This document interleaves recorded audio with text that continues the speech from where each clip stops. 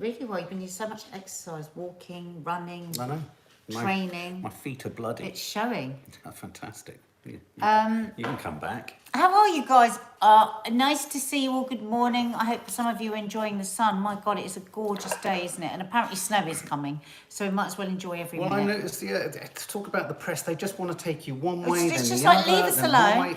Can we just have the sun? But the only reason I said that is enjoy it. Do you know what's really annoying is when I see those headlines, usually in the Daily Express, saying cold snap coming, it always relates to a part of the country you're not in. You're not in, yeah. Exactly. And I always get annoyed with myself for clicking on it, because then it means Yeah, that the they've got the clickability... click they want it. Yeah, Don't so they'll click do it on again. it. Don't click on But I weather tell you what you reports. can click on. I've actually got to go soon. I've got a checkup at the doctor's. But I want to play you this. Oh. Because I've just posted it on my Instagram. So afterwards, go to my Instagram, share, follow this band, share the film. This is beautiful. So do you want to explain the story? No, don't need to. Okay, all right. Hang on. Good, good. You might have seen about it. Greetings from Kyiv. We are Ukrainian musicians of the Ukrainian band Antitila, one of the most popular Ukrainian bands with a lot of fans in Ukraine and all over the world. In peacetime, our concerts gather at stadiums. The war has changed our lives. And now we are fighting with weapons against the Russian occupiers. We thank you and all of the British people for their support.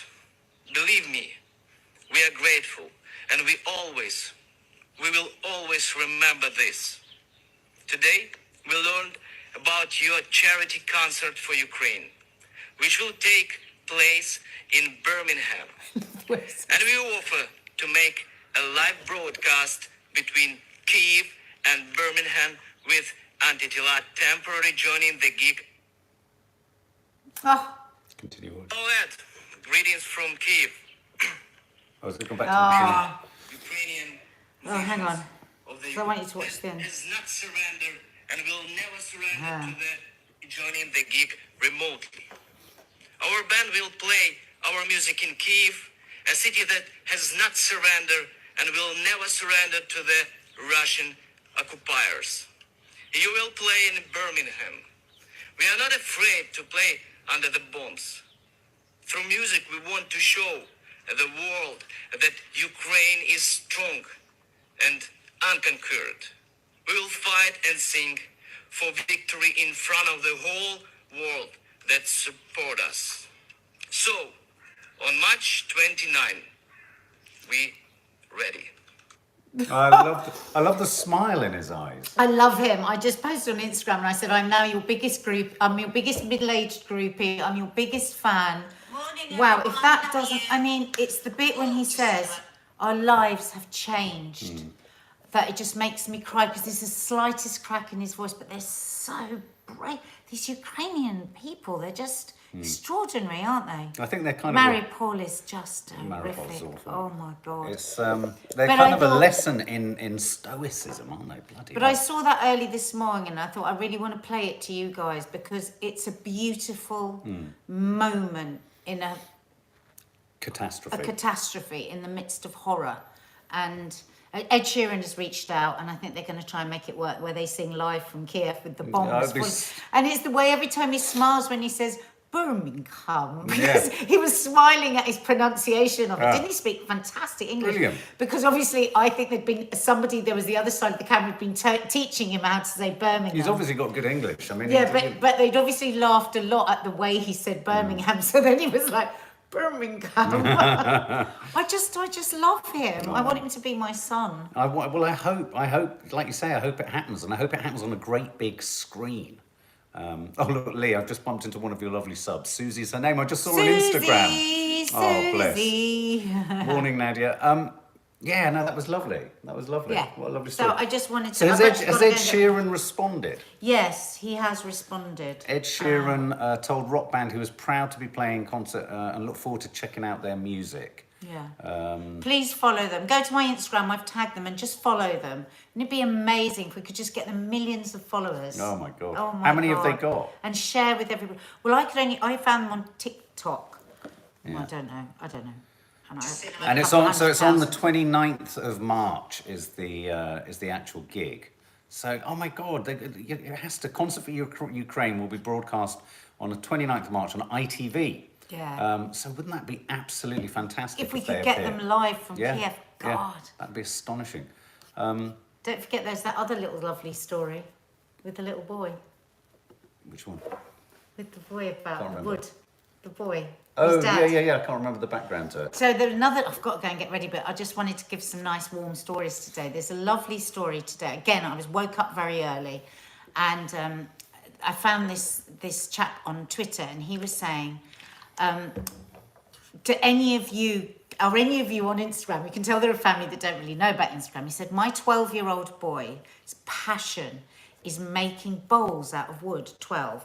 So he set up an Instagram account because he wants to make these bowls because he wants to save money to buy a mountain bike. Anyway, the dad goes on to say, the little shits at school discovered that he only had 6 follows. And so they've been ripping the piss out of him and really devastated his son because this is really his passion, woodwork. So could any of you follow him? So I saw that and of course immediately followed him. And he was at 41,000 Wow. follows. So God knows what he's at now. But and just so many lovely comments from people just encouraging him. And then, it's just a lovely story. Yeah. Two real kind of sparks of joy Sparks for you of Joy. His name is, oh my God, he's got 57,000 followers. He had 6 yesterday. His name is Clarky, IE, _woodwork. And he's the sweetest. There you go. Hang on. 1,000 followers. It really means a lot to me. And I really appreciate all the orders I've gotten for bowls and chopping boards. Oh. I just can't really fulfill them at the moment. Because I make them all by hand. I also have school and homework. But I'm thinking about this weekend making a bowl for Ukraine. And it'll be set with the highest bidder. Whoever pays the most will keep the bowl and the money will go to charity. Oh. Thank you again. This is great. Oh. Do you know why I wanted I to? just want to say thank you. Why I wanted to do those 2 stories today because Oh, though Mark and the sweetie. girls always laugh at me for this, there are more good people than bad people. The swell, of immediate swell from people. No, and I I was believe reading that. so many. You go, oh no, they're not. No, You no, and no, the no. kids do. You No. always take the piss out of me when I say it. But I know deep down. But I mean, you do take the piss. We out. always want there to be more lovely people than we sometimes fear there are. No, That's but- where it comes from. No, I but think. you do anyway. It doesn't matter. But anyway, so what 2 lovely stories, and just to see the way that people. I mean, just look at the way people have donated to Ukraine from this country. Anyway.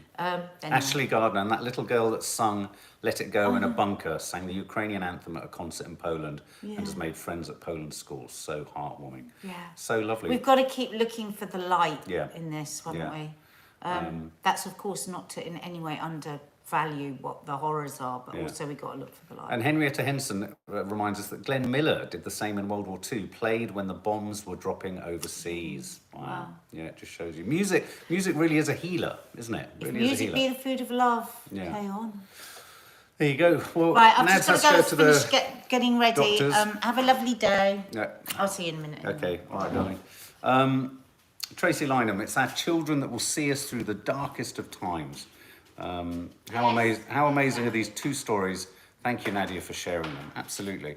On a day where there's, we got some fun with the Razzle Awards, which are the awards for the worst things. I figure on the weekend that the Oscars is happening, that's kind of appropriate.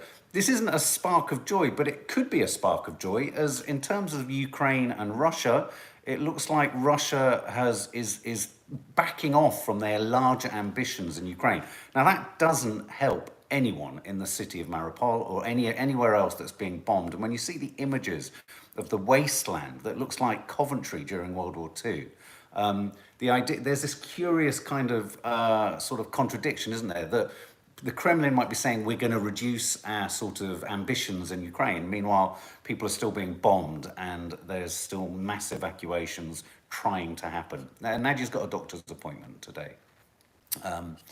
So yeah, I think it's important that Russia are suggesting that they only want to focus on the areas in the eastern part of the country. So Objectively, do you think there is more good or more bad in the world, Mark? Alicia Brorans, that's a big question. I think there is the potential for more good. I think on balance, I think there is more good, but I think due to circumstance, things get contorted, if you know what I mean. Through no one's fault, to be honest with you. But wow, that's a big philosophical question, isn't it? That has just been flicked into play. But I think this is because we talked about yesterday how the Russian soldiers ran over one of their generals. I mean, the Russians have really ground to a halt. And I'm kind of relieved because I thought they'd be so sort of proud that they would just carry on and get worse.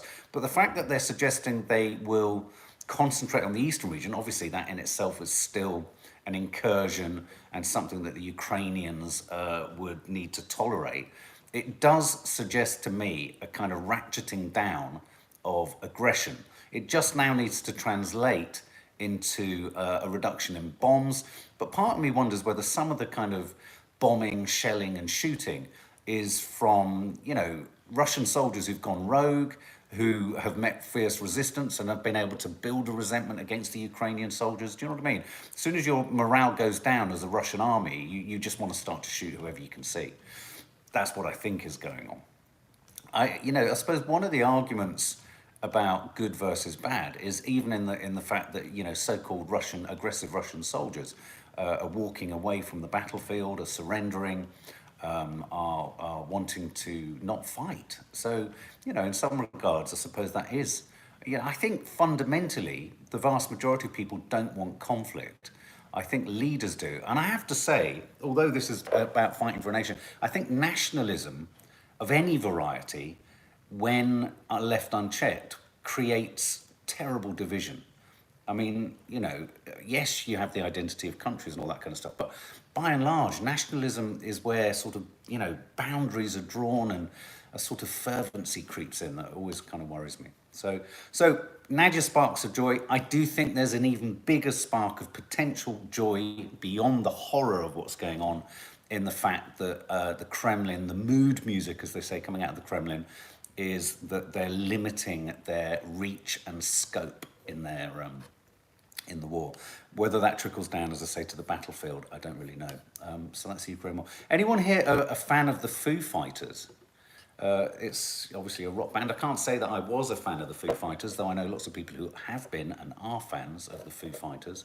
It's a big news story today that their drummer, Taylor Hawkins, was found dead at the mere age of 50 in the hotel room in Bogota, Colombia, where they were on tour. Who's that? Yes, I'm a fan. Steph Schultz. It's Sarah J. Robson. Yeah, I'm so upset about this. It's always so tragic. I was just looking at the story and a very charismatic chap. As I say, the Foo Fighters was set up by Dave Grohl, who used to be in Nirvana. Of course, Kurt Cobain sadly took his own life. There's no clarification as to what the circumstances were that he died, but the statement is that he was unexpectedly and he was taken. His death was untimely, so it doesn't suggest there was long-term illness or anything like that. Perhaps a heart attack, perhaps something else. We don't know. But only 50, and they're in the tributes which have come through from I think Miley Cyrus is playing at the same festival. She's going to dedicate her set to the memory of him, and there's a photograph of him on the flight. I think just a day before, looking as happy as Larry, smiling behind another band member. And it's just that reminder, isn't it, that you 1 minute you can be here and the next minute you can't. So that's, it's just tragic. Velvet Vicky Waiting, he doesn't seem the type to be suicidal, but drugs, heart attack. It's terrible, isn't it? I mean, the terrible thing is, and this is a terrible prejudice, which I'm going to admit, but as soon as you think rock band, Columbia, hotel room, you do start to construct a sort of, could there have been any drugs involved? That's, only because of the rock and roll lifestyle and all of that. And I think there's often that sense with any rock star that if their death is untimely, has there been some kind of excess, that's been at work. Must be incredibly tough for Dave Grohl, who's who's, you know, potentially, we don't know what the causes are of his death, potentially losing another band member to, you never know, mental health or something like that. So yeah, Gabrielle makes you remember not to take life for granted.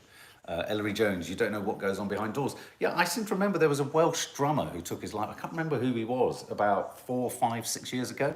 And there was a curious film played or shown by his family of him incredibly happy at a family event. And again, it's proof that just because you're you know, laughing or smiling or having fun, it doesn't in any way reflect necessarily what's going on in your head and or your heart. So yeah, so tragically sad. Yeah, Ashley, the initial, I always find it kind of disrespectful to kind of, you know, want to kind of nail it to drugs or suicide or whatever. But yeah, you're right. I mean, there is the suggestion that it could be drugs, and I'd have thought, you know, I don't know how easy they were to sort of get in Colombia, but we can all guess. So that's the Foo Fighters drummer, Taylor Hawkins, who's died at the age of 50. Now, I wanted to mention this because having members of the family who have ginger hair, and this is kind of like a fun story. This is about Jack Whitehall. Who likes Jack Whitehall? He's very posh, isn't he? Very posh chap. But he's very popular, isn't he? Who's a Jack Whitehall fan? Yeah, he's got kids, Taylor. Yeah, absolutely. Anyone a Jack Whitehall fan yet? Ruth Blandford? Well, Jack Whitehall was talking about how he's been banned from seeing his school chum and mate. Oh, that's it, the guy from the Stereophonics. Thank you. That was who it was. Jack Whitehall was talking about he was banned from seeing Prince Harry after, in one of his sets, calling him Ginger Nuts. I don't know if he was necessarily actually referring to Prince Harry's nuts, but he was certainly referring to the colour of Prince Harry's hair. And so I think, you know, again, it was like fun. But I just wanted to ask, because we know people with ginger hair, some people we know with ginger hair find it really, really offensive, GingerIsm. And it is a thing, isn't it, when people just go, you ginge, and there are sort of stereotypes, aren't there, that, you know, ginger-haired women are sort of firier than other haired women. Does anyone know? Yes, Stuart Cable, thank you, Ellery Jones. That's the guy from the Stereophonics that I remember seeing footage of, laughing, and then sadly taking his life. Tracy Lynham, my girls were very upset at school when comments were made. Yeah, we know people who were very upset at school. Tracy Street, ginger hair is beautiful. I entirely agree. Mandy Nanny says copper nut. Devolf de Grau, it's a colour. Yeah, but a lot of people at school, it's that thing, isn't it, at school, where whatever the thing about you is, you know, the kids will find that difference and they'll go on about it. Pippa Bailey, just referring back to the suicide issue, the most ridiculous sentence I've ever heard, doesn't seem the type for suicide. I know, what a ridiculous thing. Anne Murray, Stacey Dooley, ginger hair, absolutely. My sister is ginger haired and I hated people calling her a ginger minge, says Helen Groves. Absolutely, yeah, it's it can be used as a, but I know people who you know, some people find it really offensive, and I've seen a family member of ours who, you know, when other people sort of say it as a joke, you just see in their eyes a little bit of, all right, you know what I mean? Clodagh Egan, my niece has the most amazing ginger hair. Michelle LaRousse, I'm a ginger redhead and have always loved the colour of my hair. I never once got teased. That's good. Ruth Blandford, we've got a ginger kitten. She's so friendly and cute. So do you think Prince Harry was overreacting in not inviting, I mean, I'm not suggesting it was directly because of this, it might be a whole heap of other things, but he didn't invite Jack to his wedding. And I wonder whether Jack worries it's because he called him Ginger Nuts. Kylie Mitchell, my nephew has thick, curly, finer hair. Everyone comments on it. Michelle Main, my daughter has ginger hair but has dyed it black since she was a young teenager. She hates it. Well, thanks for that. Everyone, even his bandmates, said the same. Guess I'll stop. Oh, Velvet Vicky waiting. Don't be. I don't know what's happened there, but please don't head off. Mandy Nanny, my daughter is always being teased. It's funny, isn't it? Devolf de Grau, it's kind of insulting. Anne H. Maybe he just doesn't like Jack. That's what I thought when I saw it. And you know, Jenny Mann, sorry, we think we all need to be able to laugh at ourselves or their school environment itself. I always remember worrying, I always remember at school, because I was that much thinner, my nose looked ginormous. And I seem to remember someone calling me Big Nose once, and that really stuck with me. And it's amazing how things that are said when you're a child or a teenager or impressionable can really, really stick with you. I mean, that's why when people say, oh, bullying, it's just the hard knocks of school and life. Whatever the nature of that bullying is, I think sows the seeds of later life paranoias and fears and worries and concerns. Don't you agree? I think, you know, when, you know, if a bunch of kids, I don't know, I remember sticking up for a boy at school called Babak, and then I got beaten up by his sisters. But I remember thinking, you know, he was Iranian, and they were just beating him up and calling all these horrible names. And, you know, bullying is just so horrible. You know, if they home in on one part of your anatomy or your body or your face or something like that, it really does stick with you. It really does stick with you. Who here was bullied at school for something like for something about their appearance or something to do with their face or body or something like that? Who was bullied? I think we've got a bit of a round. Mackay Smith, let's kind of just calm things down there. I don't know what's happened here. Someone's telling someone off, but let's not. Velvet Vicky waiting. No one. I think Pauline. I think let's just cool it. I think there's a bit of a row happening there. Hannah Morrison, I have gingery hair and kids would say I had no soul at school. Oh my God, I personally just laughed at it and thought it was really strange to say that, so was never offended. Wow.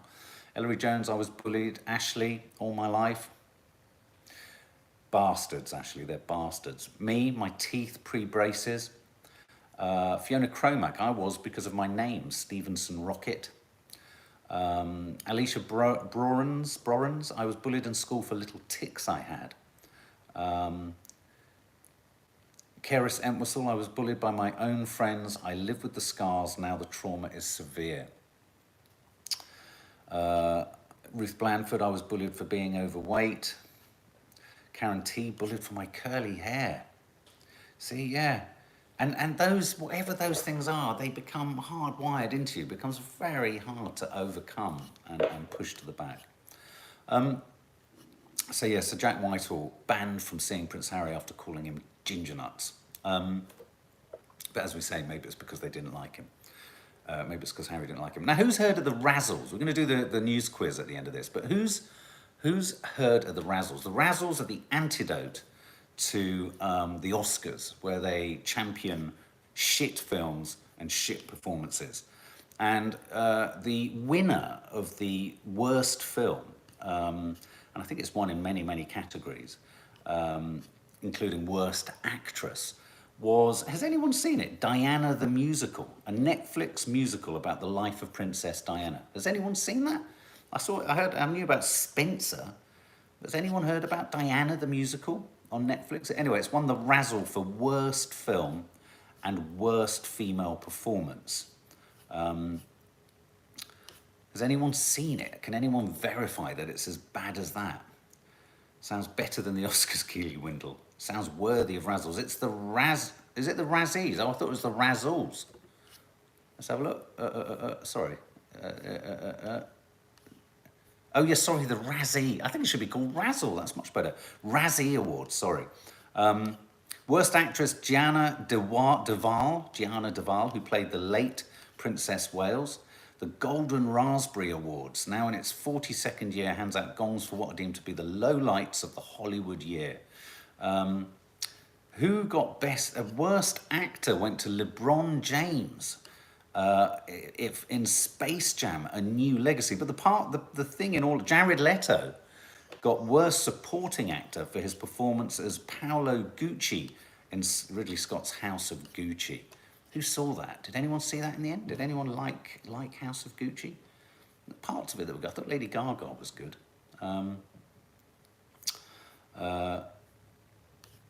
Mandy Nanny, I was now on a group for the year I left school. I just wonder if they would be my friend if they knew who I was. I was hated all through school. Oh, sweetheart. Nenad Lukic, Halle Berry won the Razzie and the next day the Oscar. Yeah, it doesn't necessarily mean you're not going to... I don't think I don't think LeBron James is even up for an Oscar, though.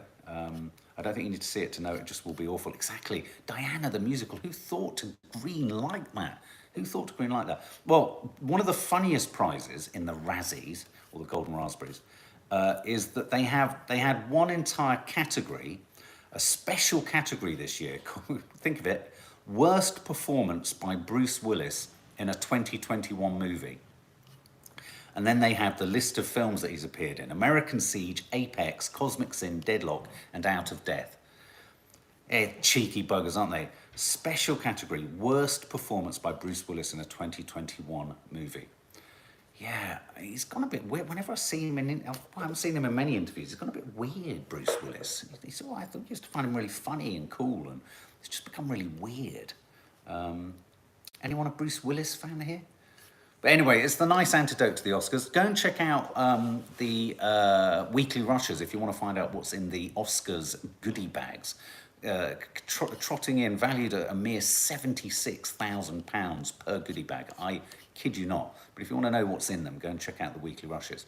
So who's ready for Quiz of the Week? Who wants to do Quiz of the Week? Should we do it? Should we do it? Nad's just heading down the set. Oh, you like Bruce Willis? Hazel DeVelf. Hazel, I don't like Bruce Willis. Nenad Lukic, the worst Bruce Willis movie last year was Apex. There's a whole award in the Razzies for the worst performance by Bruce Willis in a film, which means only Bruce Willis can win it, Nad. Yeah, it's so mean, isn't it? Quiz of the Week. Should we do it? Come on then, get your pens and pencils out and then you can run off into the sun. So, question 1. Gamers have helped raise more than £37 million to aid efforts in Ukraine, thanks to the Fortnite publishers Epic Games doing what? A, donating $1 for every Fortnite user around the world. B, donating proceeds from in-game sales. Or C, giving away bundles of games in exchange for donations. So how have the Fortnite creators, the game Fortnite, managed to raise $37 million for Ukraine? A, donating $1 for every user. B, donating proceeds from in-game sales. Or C, giving away bundles of games in exchange for donations. Bundles of games are given away for donations. Nadia says C. Ellery Jones says B, donating from in-game sales. Lots of you saying C, giving away bundles of games. Hazel Marbon, Tracy Lynham, B. None of you are saying A. DeVelf DeGrau, don't care about Fortnite. No, I don't really care about Fortnite, but this is quite something that they managed to raise so much money. A lot of you saying B. And you're right, donating proceeds from in-game sales. Well done. Oh yeah, right. Next one. Question 2. A tweet suggesting edits to a Russian letter controversially calling for humanitarian aid to Ukraine prompted Moscow to complain about kindergarten-level diplomacy. So Bye everyone. See you tomorrow. Bye, sweetie. See you in the members area for a nice Mother's Day special live. Yeah. Can you Lovely. call me straight afterwards? Mm-hmm. All right. Bye. Bye, sweetie. I don't understand this question. A tweet suggesting edits to a Russian letter controversially calling for humanitarian aid to Ukraine prompted Moscow to complain about kindergarten-level diplomacy. But which country tweeted it? Australia, Canada, or the USA? I reckon it. Oh, right. Who suggested edits to a Russian letter calling out for humanitarian aid to Ukraine prompted Moscow to complain about it? I don't understand the fucking question. What a stupid question. Anyway, which country was it? Just have a wild guess. Have a wild guess. C, yeah, DeVolf de Grau. What the hell does that mean? USA, B, says Sophie Wiley. Okay, anyone who said B, Canada, Sammy Richards, is right. Absolutely stupid question. Question 3. Football matches in England's Premier League have been disrupted by protesters attaching themselves to goalposts. But what's the name of the group involved? So who's been attaching themselves to goalposts? Extinction Rebellion, Insulate Britain, or Just Stop Oil? A, Extinction Rebellion, B, Insulate Britain, or C, Just Stop Oil? God, it's hot, suddenly hot. Shonsta Migmon says Extinction Rebellion. Alicia Brorans says Just Stop Oil. And Anne Murray says Insulate Britain. Lots of you saying Extinction Rebellion or Insulate Britain. It's Just Stop Oil. Just Stop Oil, C. Question 4. Sheffield City Council said it was considering the future of a huge marble memorial built in a cemetery without permission. Which of the following does the monument feature? So this is a sort of illegal monument in Sheffield. But what does the monument feature? A jukebox, B, a quote from footballer Kenny Dalglish, or C, a statue of singer Elvis Presley? What is featured in a monument which was put up without permission? Lots of Anne Murray saying a jukebox, Kelly Thurtle a jukebox, Bev Berry saying a quote by Kenny Dalglish. I don't know how you put yeah. Faith Goodman, jukebox. Claire Hemming says a statue of Elvis Presley. Salsa Trish says the same. Sophie Watley saying a jukebox. Shonsta Migmon saying a statue of Elvis Presley. I'm going for a statue of Elvis Presley. No, it's a jukebox. Ashley, Alison and Julia Tarling, you've all got it right. It's a jukebox. Wow. What a weird thing. How many have people got? Who's got 4 out of 4? Oh, Kelly Thurtle, you live just down the road from the cemetery where it is. Oh, take a photo and send it to us. Still 1, Ann H 2, MeTube 0 out of 4. Oh, God, I'm surprised. Tracy Lynham 3, Anne Murray 3, Ashley 3, Faith Goodman 2. Okay, not seeing any 4s out of 4s. Only 2. It's a tricky one today, isn't it? Especially as we didn't understand the meaning of one of the questions. Okay, question 5. Madeleine Albright, the first female US Secretary of State, died aged 84. But from which country had she arrived as a schoolgirl when her family sought asylum? So where was Madeleine Albright from? She died this week. Czechoslovakia, A. B, East Germany, or C, Yugoslavia? I know this one. Is she from A, Czechoslovakia, B, East Germany, or C, Yugoslavia? Josephine Smith's got 4 out of 4 wrong. Anne H says Czechoslovakia. Julie Everts, Alicia Browns, Pauline Mulvey saying East Germany. MeTube saying Yugoslavia. Ellery Jones saying Czechoslovakia. Shonsta Migmon saying Yugoslavia. Ashley Gardner saying I don't know, but B, East Germany. Yvonne Okafor says C, Kirsty C. Well done, Aminel, you're COVID-free. It's A, Czechoslovakia, A. So any A's? 4 out of 4, it's the sun, Salsa Trish. Well, I hope you got that one right, because now you'll have 5 out of 5, hopefully. Question 6. Almost $19 billion of old paper banknotes are still in circulation in the UK. But notes of which denomination add up to the greatest value? £10, A, £20, B, or £50, C? Which of the, so there's 19 billion pounds of old paper banknotes still out there. But which notes add up to the greatest value? A, 10, B, 20, C, 50. Faith Goodman says the £20 notes. Tracy Lynham says the £20 notes. Claire Hemming, lots of you saying Anne Murray, B, B. A lot of people saying B. I think I'd probably say B. DeWolf de Grau says A, £10 notes. Tracy Street, 20. Alicia Borans, Ruth Blanford. So it's a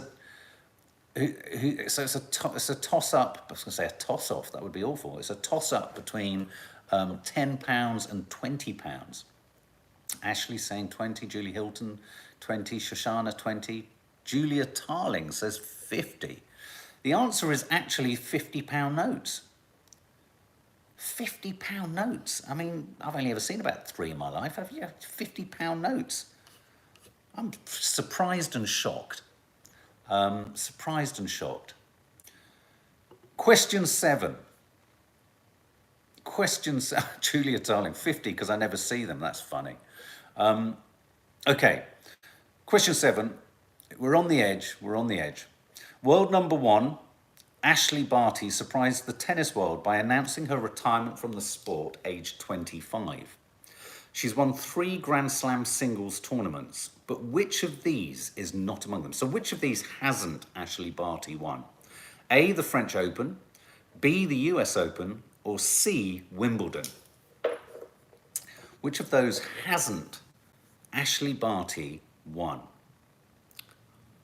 This is to get, well, maybe, I'm trying to think, is it Julia who's got 4 out of 4? Is anyone, yeah, well, we'll find out in a minute. Me Too, Wimbledon, Faith Goodman, the French, Kirsty, Brother Yinka says 1, French Open, Claire Hemming saying Wimbledon, lots of you saying Wimbledon, Shoshana says 1, Hazel Malbon, Fiona Cromack says Wimbledon, Devolf de Grau, I hate sport questions too. Ashley, Vicky, Ruth Blandford all saying Wimbledon. Yvonne Okafor says the French Open.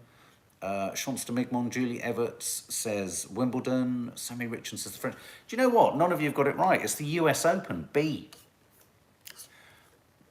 There you go. Who'd have thunk it, hey? Who'd have thunk it? B. So, guys, Julie Hilton, happy birthday for yesterday, sweetheart. Sorry if we missed it and it went flying up. We don't see all the comments, but happy birthday. What's your favourite sport, Mark? That's a good question. What do I choose to watch now? I literally don't think I have one to watch. I don't like watching football. I watch international football is my favourite. I used to love cricket when I was younger. Just haven't got time for it now. So what have you all got? 3 out of 7. Ashley, Ellery 3, Claire Hemming 1, Helen Groves 2, and 3. Devolf de Grau 0. Proudly stated there. Well done. Vicky Equide 3, Fiona 2, Yvonne Okafor 3, 1 out of 7 for Margaret O'Brien, Pauline Mulvey 2, Alicia Borens 5. That's good. It was tricky questions today. Ruth Blandford 0, Julie Everts 2, Tracy Lynham 3. Well done. It's gone downhill, Salsa Trish. 4 out of 6. Oh, well, there we go.